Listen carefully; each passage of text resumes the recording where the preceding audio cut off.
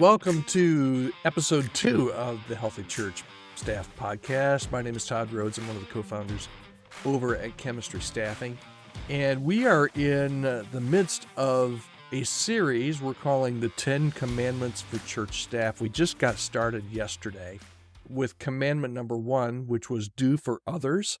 And that had to do, we talked a lot about empathy in that episode. Go back and listen to that if you have missed it. But today we're going to continue on with commandment number 2.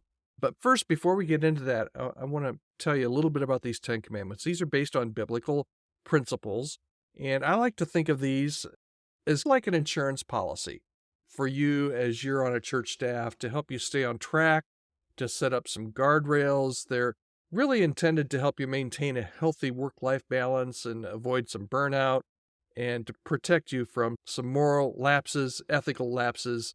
They're not a list of legalistic rules. They're not meant to be burdensome, but these principles, if you put them in effect, will protect you and they will protect your family during the time of your ministry and in your Christian walk as well. So let's get started with commandment number 2. In this commandment, we talk about 2 simple words: practice humility. This comes from Scripture from the King James Version. It says, "Let nothing be done through strife or vainglory, but in lowliness of mind." That's humility. Let each other esteem others better than themselves. Okay, I love the way Eugene Peterson puts it in the Message. He says this: don't push your way to the front. Don't sweet talk your way to the top. Put yourself aside and help others get ahead. Be happy with who you are and don't compare yourself to others. Okay? So humility is the quality of being modest and unassuming. It's the opposite of arrogance. It's the opposite of pride. Humility is often associated with being willing to learn from others, from admitting when you're wrong, and being grateful for what you have. It's not all about you. As you practice, humility is going to be the opposite of pride.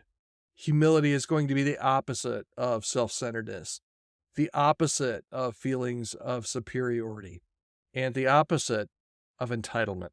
All right, so as we go through these, I've been giving you some red flags to know, alerts that maybe you need to rethink your view as to whether you're doing a good job at keeping this commandment number 2, which is practice humility. And the first red flag we have that I want to talk about is dismissiveness towards others' ideas.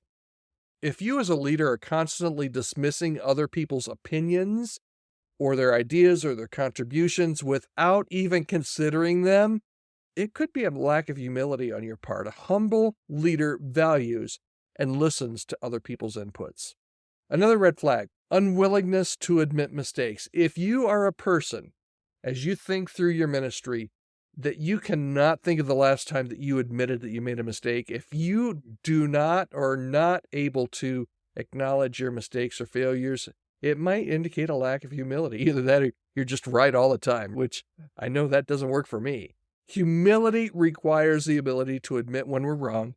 Humility requires the ability for us to learn from our mistakes. Okay, so that's red flag number 2. Red flag number 3. Are you seeking personal recognition or glory? If you desire or you feel like a lot of times you just need that word of encouragement, that limelight, or for somebody, just give me a little bit of credit here, guys. It might suggest a lack of humility. A humble leader gives credit where credit's due.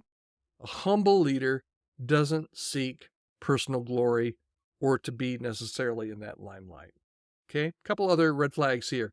Refusal to take advice or to learn. If you are resistant to learning from others, if you think maybe you're a little smarter, a little brighter, maybe the most important or the smartest person in the room, it could indicate very well a lack of humility. Humility requires that everyone has something valuable to contribute, whether it could be your boss, it could be somebody underneath you, but everyone should be able to contribute and at least speak in. Okay?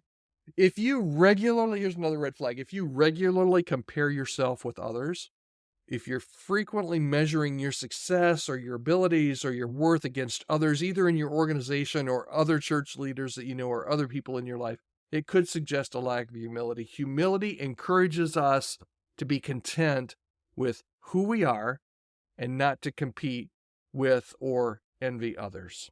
And the last red flag, excessive focus on self. If the majority of your conversations, hear this, if the majority of your plans or your decisions revolve around your own interests or desires, it may suggest a lack of humility. And a humble person with humility thinks of others more than themselves. Okay, here's some ways that you can work on this today. How do you cultivate humility, Todd? Here are some practical suggestions. Do a regular self-assessment. Maybe take some time today and reflect on this commandment and how you're doing with humility. It always helps to pray for humility and sometimes to ask those around you if they feel like you're a humble person or if they see any of these red flags going on in your life. Another way is to acknowledge and appreciate the contributions of others. There's probably somebody on your team that did something really great that you just haven't said, hey, good job. Acknowledge that. On the other hand, be open to feedback. Be willing to learn and practice servant leadership. Yesterday we talked about do unto others. This is a great way to show humility, is to do something for others. Give them some really good feedback on a project or tell them they did a good job. Be humble. Be humble. Okay, that's commandment number 2. I hope you'll join us again tomorrow for commandment number 3. I'll give you a sneak peek. We're going to be talking about how to prioritize love. Talk to you tomorrow.